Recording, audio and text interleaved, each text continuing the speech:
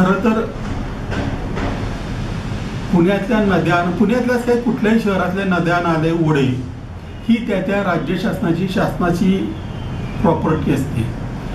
या बाबी ह्या त्या त्या नगरपालिका किंवा महानगरपालिकांकडे फक्त देखभालीसाठी वर्ग केलेल्या असतात. म्हणजे त्याच्यामध्ये अशा नद्या, नाले, ओढे यांच्यामध्ये कुठल्याही प्रकारचं कच्चं किंवा पक्क बांधकाम पुणे महानगरपालिकेला किंवा कुठल्याही नगरपालिकेला करता येत नाही. असं असतानाही पुणे महानगरपालिकेने या ओढ्यांमध्ये, नाल्यामध्ये नाला गार्डन प्रस्तावित केलेले आहे.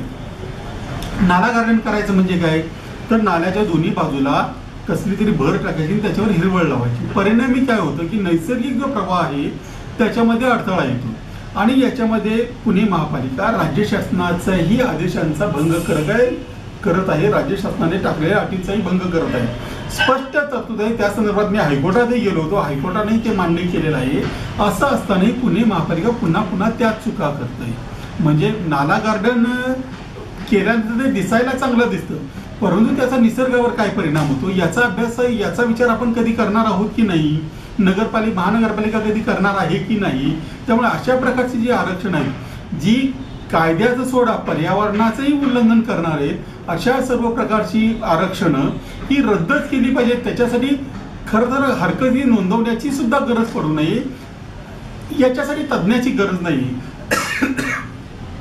घर जळालं की नुकसान होतं हे कळायला तज्ज्ञ कशाला लागतो किंवा कुठला प्लॅनर कशाला लागतो किंवा फायर ऑफिसर कशाला पाहिजे.